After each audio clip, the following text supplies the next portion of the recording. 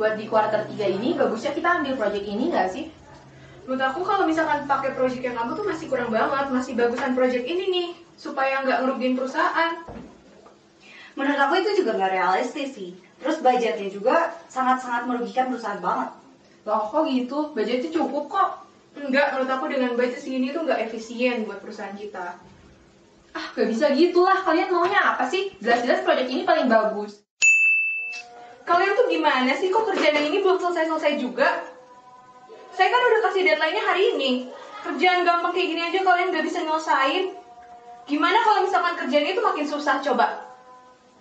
Kalau misalkan kayak gini terus, gaji kalian saya potong. Atau besok-besok kalian gak usah datang lagi deh ke kantor ini. Duh gimana ya, deadline-nya tuh bentar lagi. Tapi kita belum beres sama sekali. Lah orang di briefing juga enggak, tahu-tahu pengen disuruh beres. Nah, aku juga nggak tahu gimana caranya ada. Semua juga bingung gitu, tugas-tugasnya banyak. Aku juga bingung mau ngerjain yang mana dulu. Kata aku sih, kita curangin aja gak sih? Si bos tuh dikit-dikit ngomel-ngomel terus. Ih bener, kita manipulasi aja datanya ya. Halo teman-teman semua, apa kabar nih kalian semua? Kami berharap teman-teman dalam keadaan sehat ya. Nah teman-teman, apakah kalian pernah melihat ataupun merasakan hal-hal yang seperti ini di kantor kalian? Menurut kalian bagaimana sih peristiwa tersebut? Jika kalian sudah menyimak materi sebelumnya, maka kalian akan menyadari bahwa hal-hal tersebut dapat diatasi dengan kegiatan training. Teman-teman, apakah kalian tahu apa saja peran dari seorang trainer? Yuk tuliskan jawaban kalian pada kolom komentar dengan format nama_jawaban. Nah, apakah jawaban kalian sudah tepat dan lengkap? Yuk cek jawaban kalian dengan mendengarkan materi Expanding Role for Trainers. Halo, nama aku Deborah sebagai trainer 1. Halo, aku Kesyana sebagai trainer kedua. Halo, aku Claudi sebagai trainer 3. Dan kami yang akan menemani kalian sepanjang training ini. Nah, sebelum kita masuk ke materi, ada beberapa hal yang harus teman-teman perhatikan ya, supaya belajar materinya lebih menyenangkan. Apa aja sih? 1. Siapkan alat tulis dan notebook untuk mencatat materi pada hari ini. 2. Siapkan minum biar teman-teman gak dehidrasi ya. 3. Silakan teman-teman pergi ke toilet terlebih dahulu agar videonya tidak ada yang terlewatkan nih. 4. Simak video ini sampai akhir. Jangan sampai di-skip ya teman-teman. 5. Carilah posisi duduk yang nyaman agar teman-teman tetap bisa fokus menyimak materinya. 6. Diharapkan teman-teman bisa terlibat aktif dalam setiap kegiatan interaktif yang ada, seperti kuis dan games yang pastinya akan seru banget nih. 7. Jangan lupa untuk download PowerPoint materi dan handbook yang ada di description box ya. Nah, sebelum kita masuk ke materi kita pada hari ini, apakah kalian masih mengingat materi apa yang kita pelajari kemarin? Ya, betul sekali. Pada materi sebelumnya, kita telah membahas tentang Evaluating an Active Training Program. Kita telah mempelajari 4 level model evaluasi training.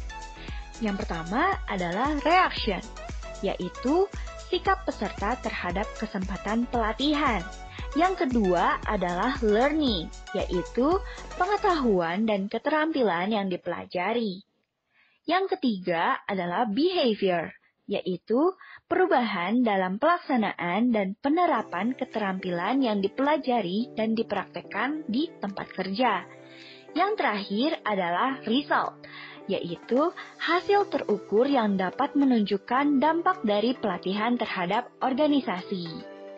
Nah, untuk mengetahui penjelasan lebih lanjut mengenai 4 level evaluasi training ini, bisa ditonton ya di link di bawah ini. Kali ini kita akan membahas mengenai peran-peran trainer, yaitu yang pertama adalah onboarding, leading change, dan juga coaching manager. Kemudian ada juga mentoring program, internal consulting, dan juga building teams. Pastinya kalian sudah tidak sabar lagi untuk menyimak materinya, bukan?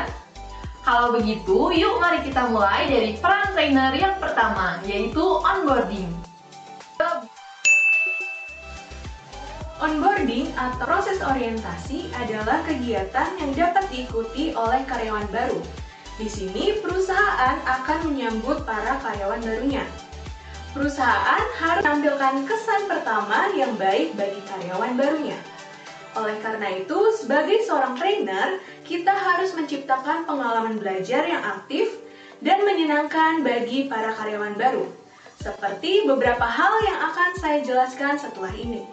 Cara yang pertama adalah memastikan para karyawan memperoleh informasi yang dibutuhkan untuk dapat berintegrasi dalam pekerjaannya. Caranya adalah dengan memfokuskan berbagai informasi yang perlu mereka ketahui mengenai tempat kerja mereka, dan bukan mengenai informasi yang mereka rasa butuh diketahui atau menyenangkan untuk diketahui, yang biasa disebut sebagai gosip. Yang kedua, penting bagi kita sebagai seorang trainer untuk memastikan kepada karyawan mengenai bagaimana peran mereka dalam organisasi tempat mereka berada. Sebagai seorang trainer juga, penting untuk membantu membangun self-esteem yang dimiliki oleh karyawan baru. Di sini, penting bagi kita untuk menjelaskan bahwa betapa pentingnya peran mereka selaku karyawan baru di tempat mereka bekerja saat ini. Oleh karena itu, sebagai trainer, perlu mengajak karyawan berkunjung ke beberapa ruangan untuk mengetahui kegiatan dan pekerjaan yang dilakukan setiap departemennya. Kemudian, yang ketiga, trainer harus memperkenalkan kepada mereka selaku karyawan baru, orang-orang yang bekerja di setiap departemen. Penting bagi kepala perusahaan ikut berperan dalam kegiatan perkenalan ini. Jika posisi kepala perusahaan tidak berada di tempat, maka dapat dilakukan secara virtual melalui platform video conference seperti Zoom, Google Meet, ataupun Skype. Yang terakhir, penting bagi trainer untuk membuat karyawan baru merasa diterima dan merasa bahwa diri mereka merupakan bagian dari tim di mana mereka bekerja. Trainer bisa meyakinkan mereka bahwa mereka sudah membuat keputusan yang tepat. Nah, seperti yang diketahui, orientasi bukanlah suatu cara, melainkan serangkaian dari suatu proses penerimaan karyawan baru. Oleh karena itu, perusahaan akan menyediakan coach atau trainer bagi para karyawan baru agar mereka dapat merasa diterima di tempat mereka bekerja. Sekarang, kita akan masuk pada peran yang kedua, yaitu leading change. Sebagai seorang trainer, penting untuk memastikan bahwa setiap karyawan baru mampu terlibat aktif dalam keberhasilan suatu proyek. Inilah mengapa betapa pentingnya peran trainer untuk membantu memimpin adanya perubahan baru dalam sebuah perusahaan. Dalam proses ini, ada 4-7 langkah proses perubahan yang terjadi dalam sebuah perusahaan. Dan di sini, saya tidak akan membahas semuanya, saya hanya akan memfokuskan satu model saja yang terdiri dari 6 langkah di dalamnya. Setiap langkah akan memiliki cara penyelesaian yang berbeda-beda, sehingga untuk mencapai suatu keberhasilan, masing-masing langkah ini harus ditempuh secara berurutan. Sebagai seorang trainer, penting bagi kita untuk mengetahui peran kita di setiap langkahnya. Langkah yang pertama, challenge the current stage. Pada langkah ini, penting bagi trainer untuk mengetahui bahwa suatu hal dapat saja berbeda. Sebagai contoh, pilihan masa depan yang menantang, sehingga trainee mampu berkembang. Biasanya hal ini akan dirasakan pada karyawan yang sudah mendekati puncak pada masa karirnya, di mana penting bagi mereka untuk membuat perubahan dalam perusahaan tempat mereka bekerja. Sebagai trainer, kita berperan penting untuk menyadarkan mereka bahwa perubahan itu pasti terjadi dan membantu mereka untuk mencari cara terbaik dalam mengatasinya atau membantu mereka untuk mampu survive dengan perubahan tersebut. Selain itu, penting bagi trainer untuk membantu mereka dalam berorganisasi dan membantu untuk mengumpulkan data. Yang kedua, harmonize and align leadership. Penting bagi trainer untuk memastikan bahwa perusahaan sudah mampu meninggalkan kebiasaan lamanya. Ini termasuk ke dalam proses unlearning, di mana perusahaan diharapkan dapat menyelaraskan kepemimpinan perusahaan untuk mengetahui apa kebutuhannya dan untuk mengidentifikasi cara yang terbaik untuk fokus pada perspektif sistem. Pada langkah ini, para trainer adalah menganalisa kesiapan perusahaan dalam menghadapi perubahan yang ada. Langkah ketiga adalah activate commitment. Langkah ini merupakan langkah perencanaan di mana perusahaan mulai membentuk desain, membentuk tim perubahan desain, mempertimbangkan hal apa saja yang perlu dipertahankan, mempertimbangkan hal yang perlu diubah, mencari tahu bagaimana caranya untuk mendapatkan dukungan dan melibatkan karyawan, serta mempertimbangkan berbagai cara agar semua dapat selesai atau sebelum implementasi perubahan dilakukan. Pada tahap ini, trainee diminta untuk mempelajari atau menemukan alat yang bertujuan untuk mengembangkan rencana pengimplementasian agar terjadinya suatu proses perubahan. Di langkah ini, tugas trainer adalah melatih tim manajemen perubahan dan menyiapkan dokumen. Selain itu, trainer juga diminta untuk melatih bagaimana cara karyawan untuk melakukan penolakan terhadap sebuah perusahaan. Langkah keempat, nurture and formalize the design.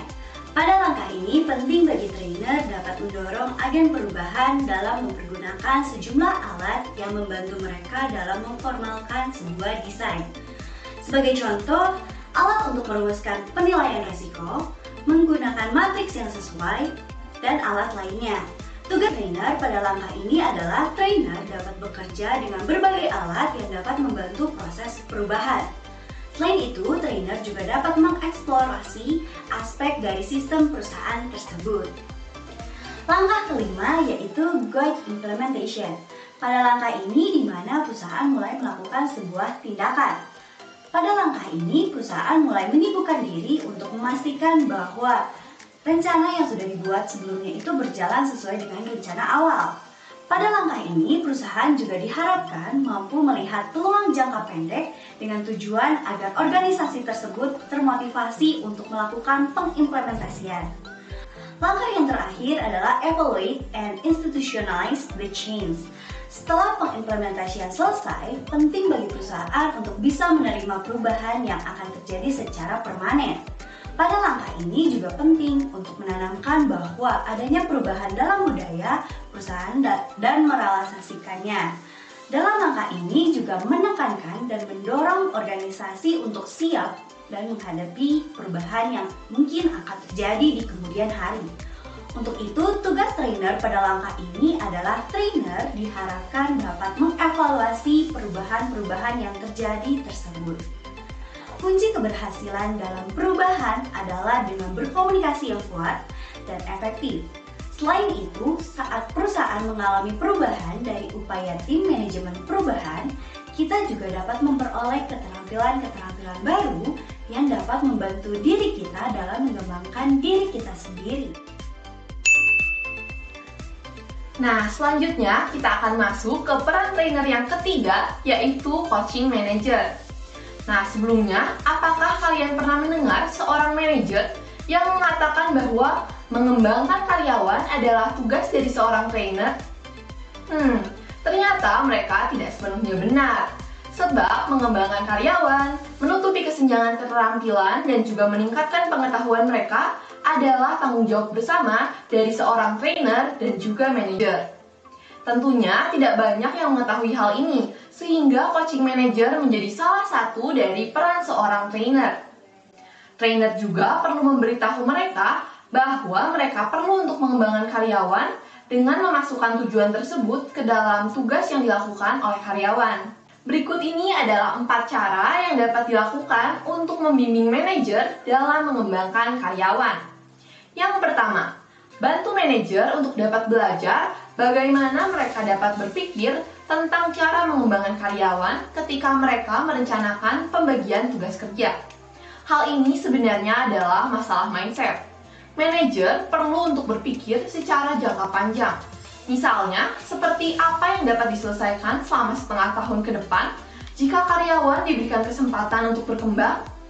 Yang kedua, tunjukkan pada manajer bagaimana cara mereka dapat berpikir dengan cara yang berbeda.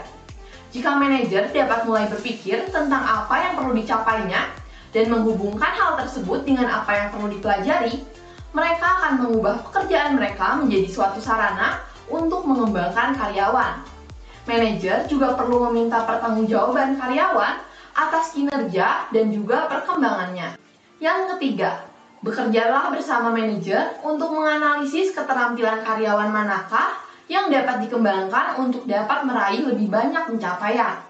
Trainer juga dapat membantu manajer untuk memilih tugas mana yang dapat mengembangkan karyawan yang juga selaras dengan hasil yang diinginkan. Dan bukan hanya sekedar memberikan tugas yang mudah saja. Terakhir, bantu manajer untuk dapat memikirkan cara bagaimana mereka dapat mendelegasikan pekerjaan mereka. Banyak keuntungan yang akan didapatkan ketika manajer dapat belajar untuk menerapkan kembali komponen-komponen pengembangan dalam tugas kerja sehari-hari karyawan. Tunjukkan pada mereka bagaimana cara membagi tugas menjadi tugas-tugas baru yang lebih kecil yang akan memperluas keahlian karyawan. Nah, teman-teman, tadi kan kita sudah membahas 3 peran trainer. Nah, apa aja sih perannya? Ya, benar banget. Jadi, 3 peran yang udah kita bahas sebelumnya adalah yang pertama, onboarding, yaitu berperan dan membantu perusahaan untuk menyambut karyawan baru. Yang kedua adalah leading change, yaitu membantu memimpin adanya perubahan baru dalam perusahaan. Yang ketiga adalah coaching manager, yaitu melatih manajer untuk dapat mengembangkan karyawannya. Nah, setelah kalian mengingat 3 peran trainer tadi, yuk kita lanjut simak ke peran-peran yang selanjutnya. Peran yang keempat adalah mentoring program. Mentoring program adalah strategi yang bertujuan untuk mengembangkan, melibatkan, dan mempertahankan karyawan.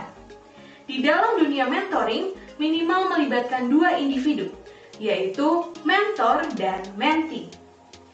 Hubungan antara mentor dan mentee ini dapat menghasilkan beberapa manfaat, yaitu menambah wawasan, menambah pengetahuan, dan menambah keterampilan. Nah, kita bisa lihat dari penelitian yang dilakukan oleh Haleli Azulay. Dalam penelitiannya, pada sebuah perusahaan yang memiliki karyawan sebanyak 1.000 orang selama 5 tahun, ia menemukan bahwa mentor dipromosikan 6 kali lebih sering daripada mereka yang tidak mengikuti program.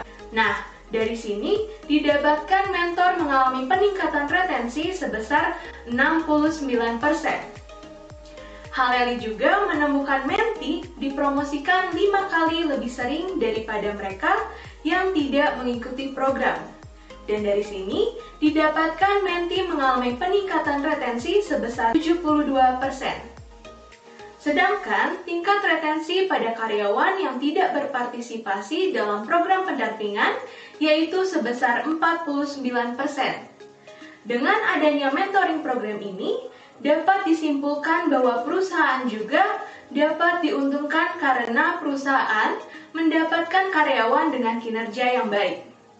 Karyawan juga saling mengasah keterampilan dan pengetahuan secara mandiri, serta perusahaan akan memiliki karyawan dengan tingkat retensi yang tinggi. Sebagai trainer yang ahli dalam training, peran dalam mentoring akan diperlukan untuk mengembangkan kemampuan karyawan. Berikut beberapa cara yang dapat dilakukan trainer untuk menjalankan peran tersebut.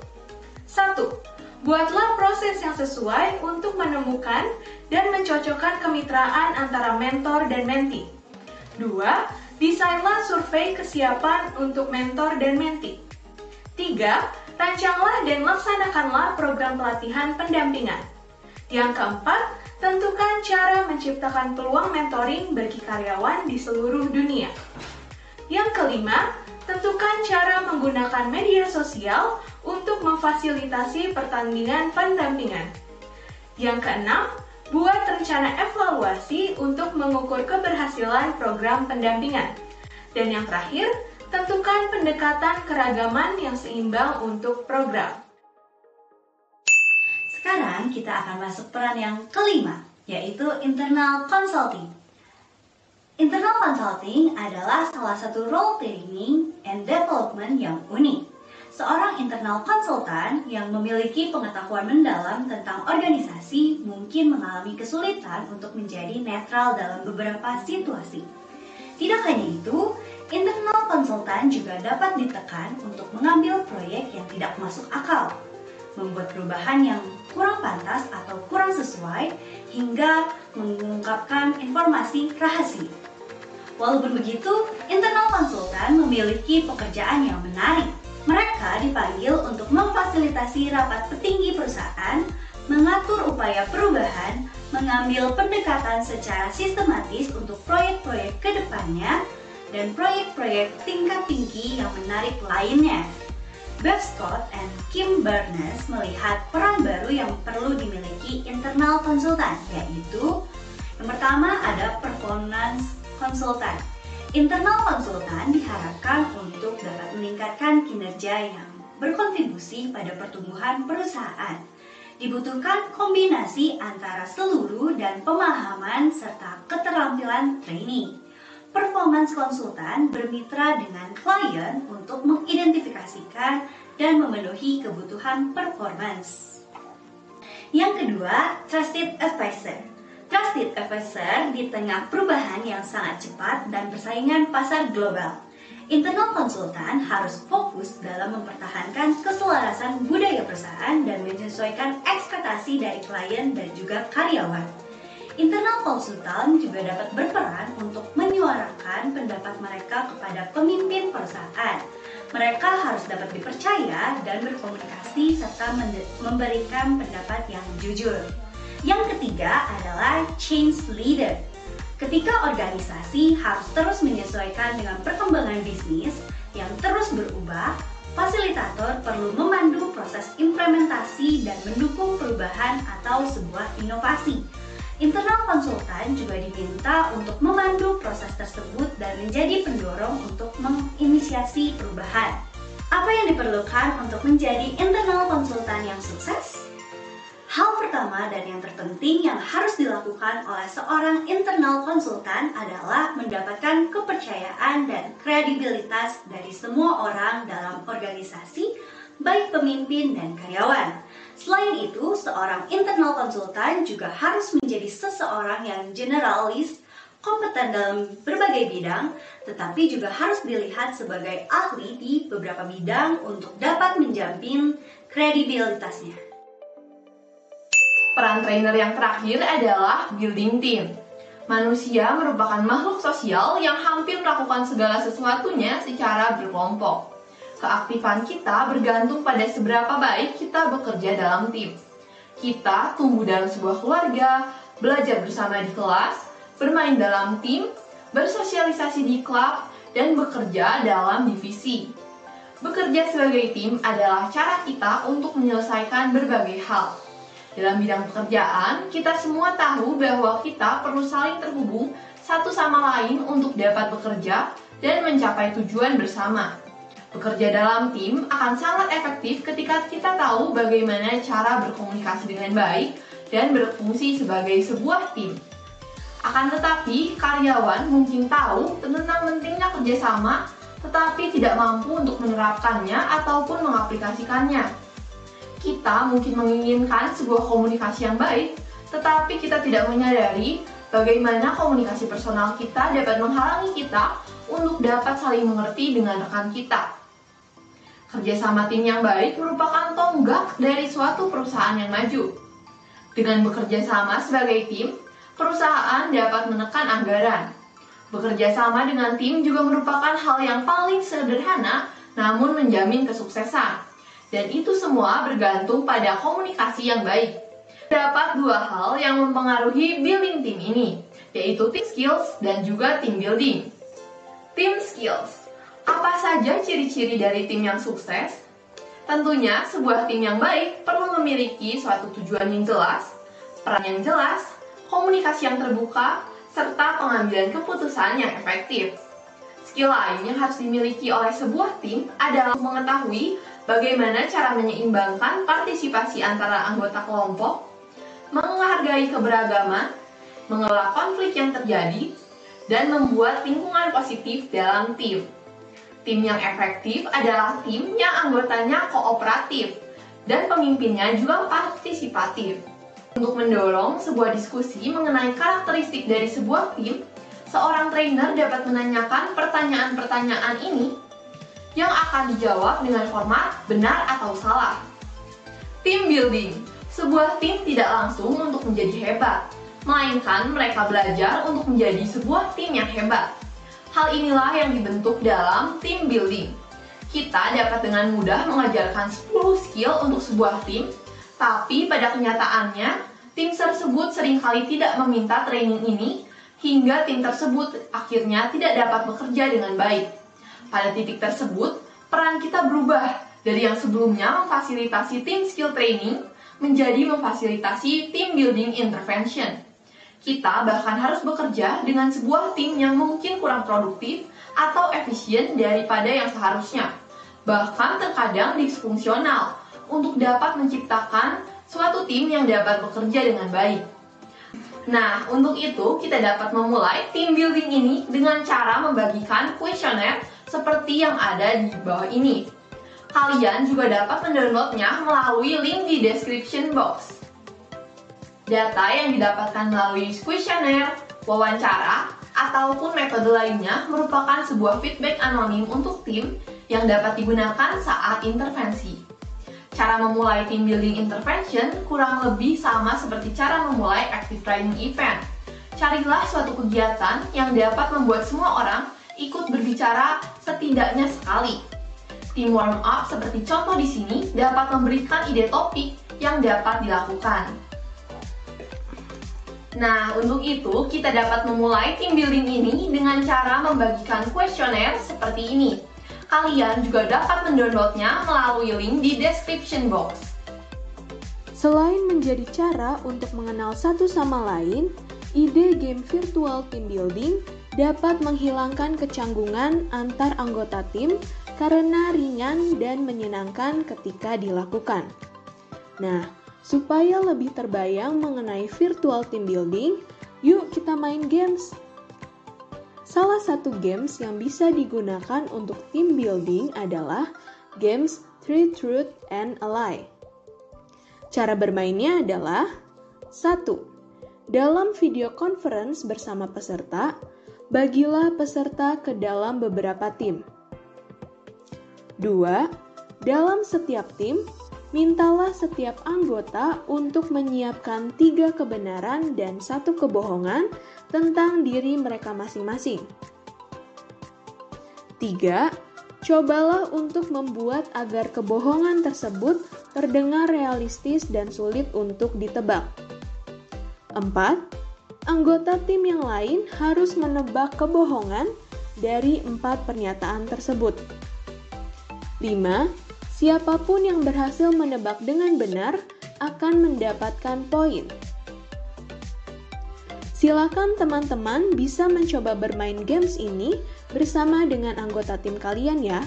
Nah, teman-teman, setelah kita mendengarkan pemaparan materi sebelumnya, tentunya kita jadi lebih mengetahui mengenai peran-peran dari seorang trainer yang tidak hanya mencakup onboarding, leading change, dan juga coaching manager saja, tetapi juga 3 peran lainnya, seperti mentoring program, di mana trainer melakukan pendampingan untuk mengembangkan, melibatkan, dan mempertahankan karyawan, kemudian internal consulting, di mana trainer menjadi performance consultant, trusted advisor, dan change leader bagi perusahaan, serta peran terakhir yaitu building team, di mana trainer membangun kerjasama yang baik dalam perusahaan dengan membangun team skills dan juga team building.